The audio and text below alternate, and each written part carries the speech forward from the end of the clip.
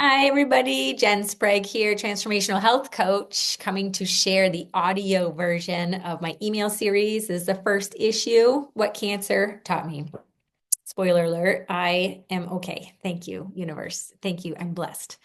But this was what instigated my inspiration to share with you, my insights just from my life, from my clients, and what I'm learning, because I'm always listening to something or engaged in something that blows my mind generally. So I want to share the insights. Okay, so here is me reading this to us, and then maybe at the end I'll share some more insights about what I was thinking if something comes up for me. Otherwise, this will be a nice quickie for us. All right, here we go. Happy Health Day to you, friends. You haven't heard from me in a while, but I'm back and I'm so grateful about it. I've had a health scare, and it's had me doubling down on my intention to spread my word on health and wellness. And what divine timing, the month of thankfulness, to share my gratitude with you. This issue came out in Thanksgiving of 2024. So you saw on the subject line, what health scare made me so grateful, the big C word. At age 44, breast cancer was not on my radar.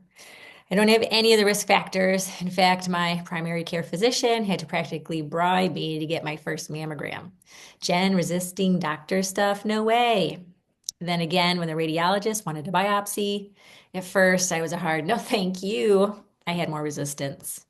The only risk factor that had any merit was environmental toxins. When the toxins that popped into my head as soon as I heard the diagnosis, it's cancer, were not the years working in a high school chem lab or my antiperspirant, you're welcome, but my emotions. I know, my emotions. I had this sad feeling that it was years of hidden negative emotions and stress swimming around inside me. Yep, those are toxic to our health. So I kind of felt sorry for my little boob. He had to take the brunt of my avoidance pattern. Luckily, I have a team of loving friends and coaches surrounding me. Bless you all. You were holding up the mirror for me to see the ugly emotional roots I'd let take hold of my health. It goes pretty far back, folks. The part that made me sad and feel guilty was that I'd been aware, but I kept pushing it off. I'll deal with it after XYZ, or it's not that big of a deal. I have bigger issues to focus on right now, etc. I'd been resisting reality, and cancer was my opportunity to finally allow, accept, and surrender to it. Cancer was a call to action to clean up my emotional health. I'm making a change. This insight letter to you will be my bi weekly commitment, and I give you permission to hold me accountable. I intend to use this space to share the valuable insights, hard truths, beautiful gifts, and tangible actions I experience moving forward. I'll also share tales from my coaching over the years and insights from the teachers I'm plugged into, all for the sake of you becoming your next best self right along with me. It's my favorite thing, you guys. All right, so what you can expect in letters from me, tools to engage with for the sake of living your best life. Yep, this is where you get to do some work with me. It's always better together, I guarantee it. So grab a journal or speak it out loud to yourself or someone you trust. Sorry, but science says just thinking about it is not enough to process. You get to integrate in order to up level. So write it out or speak it out. You can always burn it, and sometimes you should burn it. All right, so here are the tools for today's insight. Hard truth. This is where I'll say it like I see it. Here it is. If you don't acknowledge, feel, and attend to, AKA release, your uncomfortable emotions, they will eventually manifest in your body as a chronic condition or an illness like Jen's breast cancer. See yourself. This is where I'm going to ask you to get intimate with yourself. Eek. I know it's hard for me too, my least favorite thing. But here we get to see ourselves. So here's some questions that you get to journal about.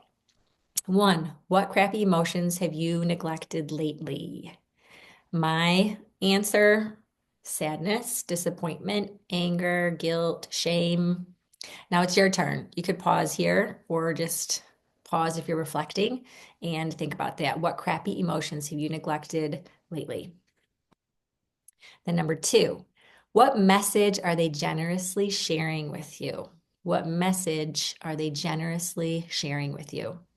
Message for Jen, you're blaming yourself for where your life is at the age of 44, no partner, no kids, and you're sad and disappointed about it. You're angry at yourself. Eek, that's harsh. Even reading that through now, months later, that's still harsh and true. Okay, number 3. Are the thoughts or beliefs under those emotions true? Are the thoughts or beliefs under those emotions true? My answer, no. It could be that I'm exactly where I'm supposed to be, taking care of my dad with Alzheimer's and repairing that long damaged relationship so I can move forward, remembering my wholeness. That was a huge gift for me, you guys. Huge. I'm really grateful for that. There's acceptance at its finest, my friends. Okay, my favorite section, choose joy. This is the best part. So how can I be playful today? How can I be playful? Jen's answer, I'm going to bring my fun goddess oracle cards downstairs and have dad choose his goddess today. Yep. I get to be more playful with my dad. Lately, I've been resenting and just going through the job motions, but I choose to care for my dad. Wow, who knew that choosing joy could lead me to being absolutely 100% responsible for my choices? I did choose this.